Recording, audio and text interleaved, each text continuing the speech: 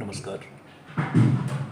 कल हमने बात की थी वस्तुनिष्ठता और व्यक्तिनिष्ठता, अर्थात वस्तुपरकता और व्यक्तिपरकता के बारे में, और साथ ही ये भी बात की थी कि सामाजिक विज्ञानों में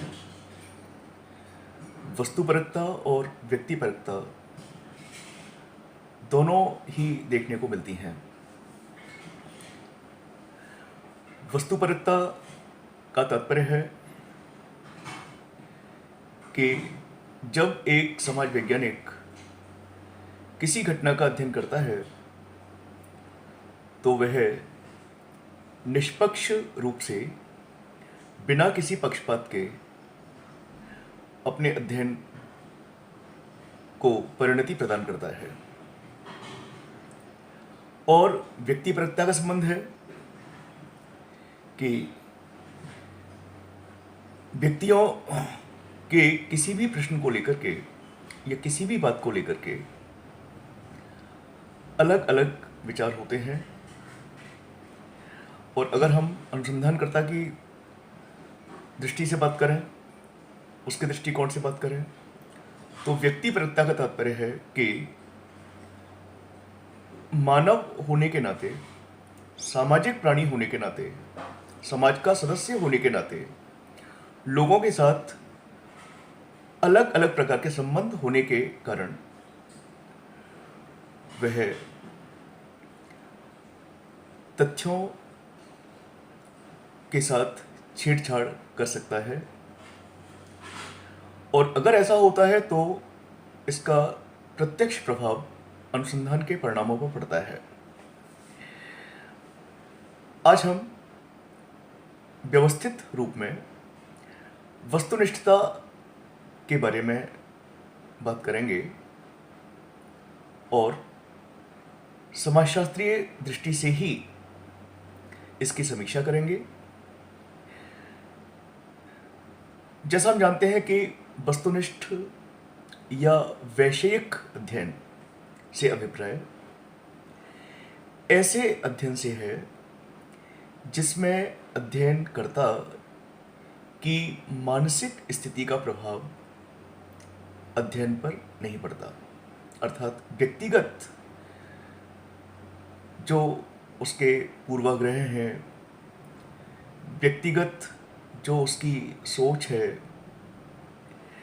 व्यक्तिगत जो उसकी राय है, उसका प्रभाव उसके अनुसंधान कार्य पर नहीं पड़ता। तथा वस्तु या घटना का अवलोकन उसके सच्चे स्वरूप में होता है। घटना जिस रूप में घटित होती है, घटना का अवलोकन, घटना का अध्ययन उसी रूप में किया जाता है, उसके साथ किसी प्रकार की कोई छेड़छाड़ नहीं की जाती। इस प्रकार तटस्थ या पक्षपात रहित निरीक्षण द्वारा तथ्यों का उनके वास्तविक रूप में संकलन तथा विश्लेषण ही वस्तुनिष्ठता है। तो इस प्रकार से बिना किसी पक्षपात के, पूर्ण तटस्थता के साथ जब अवलोकन किया जाता है, तथ्यों को संकलित किया जाता है, तथ्यों को प्रस्तुत किया जाता है, तथ्यों का वास्तविक विश्लेषण किया जाता है, तो उसी को हम वस्तुनिष्ठता कहते हैं।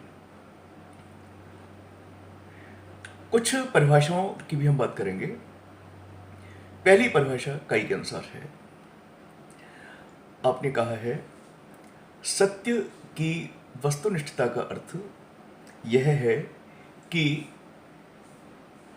घटना में संसार किसी व्यक्ति के विश्वासों, आशाओं अथवा भय से स्वतंत्र एक वास्तविकता है, जिसका सब कुछ हम अंतर्दृष्टि और कल्पना से नहीं, अपितु वास्तविक निरीक्षण के द्वारा प्राप्त करते हैं। तो इस परिभाषा में स्पष्ट है कि वस्तुनिष्ठ अध्ययन के अंतर्गत अनुसंधानकर्ता की अंतर्दृष्टि और अनुसंधानकर्ता की कल्पनाओं के लिए कोई भी स्थान नहीं है, क्योंकि वस्तुनिष्ठ अध्ययन घटना के वास्तविक निरीक्षण के द्वारा किया जाता है। घटना का वास्तविक निरीक्षण इसके अंतर्गत किया जाता है। अब हम बात करेंगे ग्रीन की परिभाषा की, क्योंकि ग्रीन की परिभाषा भी बहुत महत्वपूर्ण है। वस्तुनिष्ठता निष्पक्षता से प्रमाण का परीक्षण करने की इच्छा और योग्यता है। आपने अनुसंधानकर्ता के संदर्भ में ये परिभाषा दी है और आपने कहा है कि वस्तुनिष्ठता एक योग्यता है अनुसंधानकर्ता की, और ये योग्यता इस बात में निहित है कि अनुसंधानकर्ता निष्पक्ष रूप से प्रमाण का परीक्षण करने की इच्छा रखता है। तो इस प्रकार से वस्तुनिष्ठता को आपने बताया कि वस्तुनिष्ठता निष्पक्षता से प्रमाण का परीक्षण करने की इच्छा और योग्यता है, कि इस योग्यता के द्वारा अनुसंधानकर्ता किसी भी घटना के बारे में, उसके कारणों के बारे में, उसके परिणामों के बारे में निष्पक्ष रहकर उससे संबंधित परिणामों का परीक्षण करता है। तो इस प्रकार काई और ग्रीन की परिभाषाओं से यह स्पष्ट है कि सांसारिक या सामाजिक घटनाओं का अपना एक वास्तविक रूप है। इन्हें तब देखा और पहचाना जा सकता है जब हम उन्हें अपने विश्वासों, आशाओं और कल्पनाओं के हस्तक्षेप के बिना किसी निरीक्षण के द्वारा प्राप्त करने का प्रयत्न करें। यही वस्तुनिष्ठता होगी। मैं पुनः इस बात को बता दूं कि वस्तुनिष्ठता में अनुसंधानकर्ता की मानसिक स्थिति, उसकी अंतर्दृष्टि, उसकी व्यक्तिगत अपेक्षाएं, उसकी व्यक्तिगत राय, इन सब के लिए कोई भी स्थान नहीं है, और वस्तुनिष्ठता तब सार्थक रूप प्रदान करती है जब एक अनुसंधानकर्ता घटना का वास्तविक अध्ययन प्रस्तुत करता है, घटना का वास्तविक अध्ययन करता है, वास्तविक अवलोकन करता है। घटना जिस रूप में घटित हुई है या हो रही है, उस घटना को उसी रूप में देखता है, उस घटना का उसी रूप में निरीक्षण करता है, और उसमें बिना किसी प्रकार का कोई भी पक्षपात नहीं करता। So, objectivity is a very important issue to be discussed in the context of social sciences. As we know, in social sciences, objectivity and subjectivity go side by side. The reason is that man is the central character of social sciences. Man is the central issue in social sciences. Because all the social sciences keep man in center while discussing, while interpreting any social issue, whether it is the issue of family, religion, culture, politics, economic activities, income, development, So all these aspects relating to various social sciences are discussed, keeping man in the center. As far as objectivity is concerned, sociologically speaking, an objective study means a study which is free from the mental condition, prejudices, personal opinions, personal relations of the researcher. Let me make it more clear.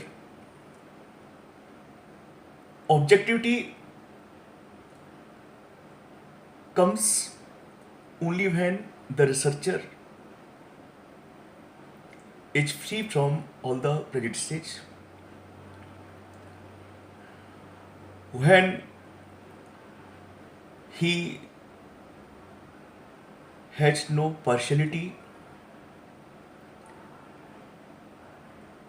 while making the study, when he makes observation all scientifically, maintaining objectivity, keeping himself free from all the prejudices and all the personal desires. So simply we can say that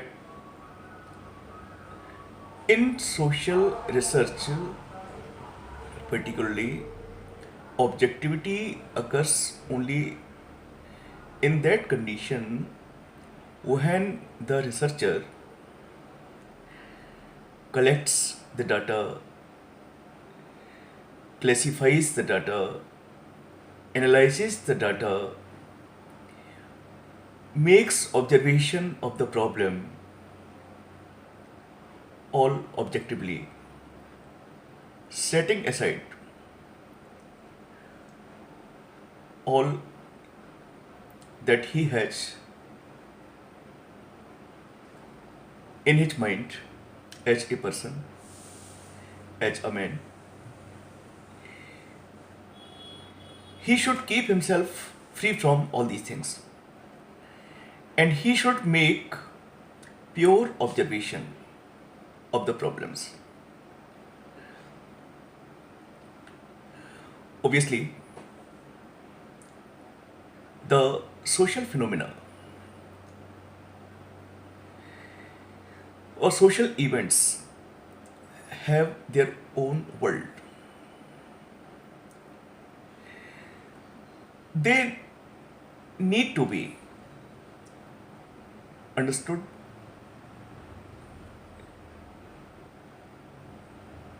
quite systematically, scientifically, and they can be exactly understood only when the researcher does not consider his own beliefs, his own expectations, his own imaginations, his own personal opinions. So, this is objectivity. As far as social science or social research is concerned, objectivity must be there.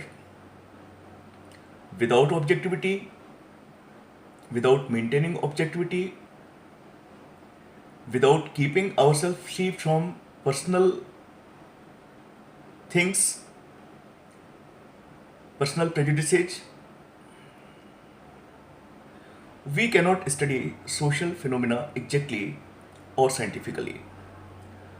So, objectivity is the backbone of social research.